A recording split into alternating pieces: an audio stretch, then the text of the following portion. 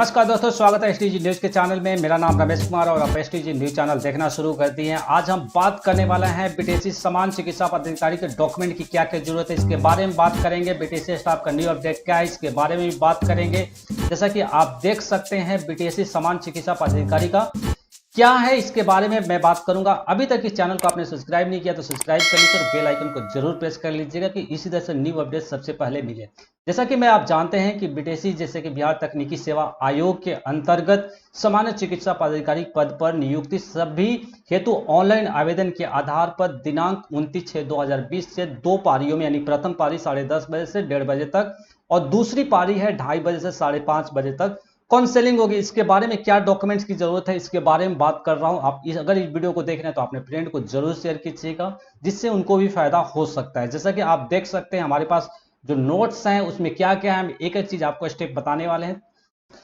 अभ्यर्थियों को सूचित किया जाता है कि अपने रजिस्ट्रेशन नंबर के अनुसार निर्धारित तिथि के समय यानी विज्ञापन में वर्णित यानी आवेदन के संलग्न के सभी प्रमाण पत्रों को अभिप्रमाणित छाया के प्रति एमबीबीएस में सभी वर्षों के अंक प्रमाण पत्र, यानी जो भी एमबीबीएस के किए हैं सभी आपको डॉक्यूमेंट्स लगाना है। ठीक है, अभिप्रमाणित प्रति आवेदन को डाउनलोड भी करना है, जो आवेदन है उसको आपको सत्यापन करना है यानी वेरीफाई भी कराना है।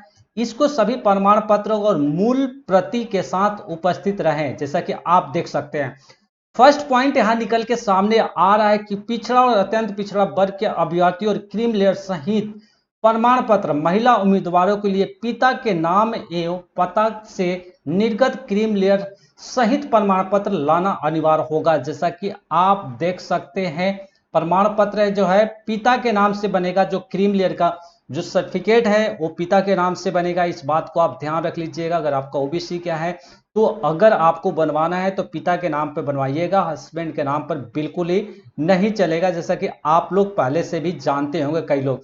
सेकंड पॉइंट को जानते हैं कि पिछड़ा और अत्यंत पिछड़ा वर्ग के अभ्यर्थियों के लिए क्रीम लेयर के संबंधित घोषणा पत्र यानी विगत 1 वर्ष के पूर्व का क्रीम लेयर रहित प्रमाण पत्र होना चाहिए, यानी 1 साल पीछे का जो होना चाहिए वो क्रीम लेयर प्रमाण पत्र होना चाहिए।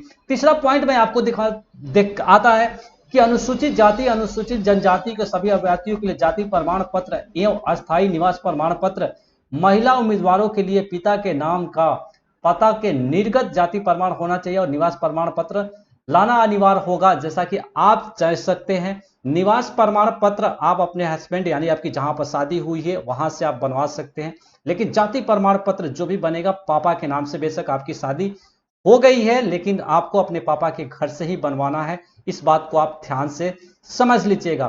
फोर्थ पॉइंट में मैं बात करूंगा ईडब्ल्यूएस अभ्यर्थियों के लिए जो आर्थिक रूप से कमजोर वर्ग के निर्गत प्रमाण पत्र यानी अनिवार्य है, अन्यथा आरक्षण का लाभ दे नहीं होगा। अगर ईडब्ल्यूएस के आपके पास सर्टिफिकेट नहीं है तो आपको आरक्षण का लाभ दे नहीं होगा, जैसे कि आपको आरक्षण का लाभ नहीं मिलेगा। फिफ्थ बात करते हैं, सक्षम अधिकारी द्वारा निर्गत दिव्यांग प्रमाण पत्र प्रस्तुत नहीं करने पर दिव्यांग श्रेणी में आरक्षण का लाभ नहीं मिलेगा, यानी दिव्यांग को भी आपको सर्टिफिकेट को जमा करवाना पड़ेगा। और 6 पॉइंट जैसा कि निकल के आ रहा है, स्वतंत्र सेनानी के पोता पोती नाती नातनी द्वारा जिला अधिकारी के स्तर पर निर्गत प्रमाण पत्र पहचान पत्र प्रस्तुत नहीं करने पर आरक्षण उनको भी नहीं मिलेगा। जैसा कि आप देख सकते हैं 7th में आप देखिए, पहचान प्रमाण पत्र फोटो युक्त होना चाहिए, जिस पर फोटो हो उसको अलाउड है। इसके साथ साथ आपको 5 पासपोर्ट साइज फोटो चाहिए। जैसा कि आप देख सकते हैं 5 फोटो जो आपने फॉर्म पर अप्लाई किया सेम फोटो होगा, आप इस बात को ध्यान रखिएगा। यदि अपने पास हस्ताक्षरित पद के लिए दावा किया गया है, काउंसलिंग के समय अनुसूचित जाति अनुसूचित जनजाति के मामले में अपने अस्थायी अंधवास अंचल या अंचल अधिकारी द्वारा हस्ताक्षरित जाति प्रमाण पत्र और अस्थायी निवास प्रमाण पत्र जमा कर सत्यापन कराना अनिवार्य होगा, अन्यथा आपको आरक्षण का लाभ नहीं मिलेगा। इस बात को आप ध्यान रख लीजिएगा। 10th पॉइंट की बात करते हैं तो पिछड़े वर्ग और अत्यंत पिछड़ा वर्ग में स्थिति में सामान्य प्रशासन विभाग बिहार के पत्रकांक 673 दिनांक 8/3/2011 के पत्रकांक 704 के दिनांक 10/3/2011 में जो आलोक बिहार सरकार द्वारा विनिर्दिष्ट विहित पत्र को अपने अस्थायी अधिवास के अंचल और अंचल अधिकारी द्वारा हस्तांतरित क्रीम लेयर सहित प्रमाण पत्र और मूल प्रति को सत्यापन कराना होगा, अनिवार्य होगा। जैसे कि आप जो डॉक्यूमेंट्स क्रीम लेयर के जान रहे हैं, तो अंचल से आपको क्या करना पड़ेगा, वहां पर उसका सिग्नेचर होना चाहिए, ठीक है। पत्र में मूल प्रति सत्यापन करना अनिवार्य होगा, अन्यथा आपको आरक्षण का लाभ नहीं मिलेगा। अगर आप सिग्नेचर नहीं करवाते हैं तो आपको लाभ नहीं मिलेगा। एक चीज आप ध्यान से समझ लीजिएगा। काउंसलिंग में बुलाए गए आवेदन अभ्यर्थियों के पूर्ण अवबंधित हैं कि काउंसलिंग में शामिल होने के मात्र उनकी अर्हता या अस्पष्ट नहीं होती।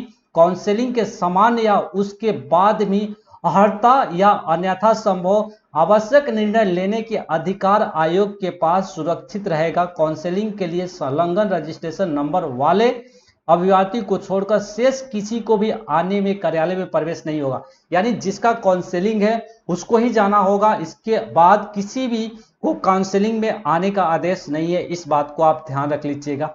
तो आज के न्यूज में ही है। अगर आपको कोई भी डाउट है डॉक्यूमेंट्स की रिगार्डिंग में तो आप हमारे कमेंट बॉक्स में कमेंट कर सकते हैं। तो वक्त हो गया है विदा लेने का। देश दुनिया के तमाम खबरों के लिए बने रहिए एसटीजी न्यूज चैनल के साथ। अगर आप यूट्यूब पर देख रहे हैं तो इस चैनल को सब्सक्राइब कीजिए, अगर आप फेसबुक पर देख रहे हैं तो इस पेज को लाइक कीजिए। धन्यवाद।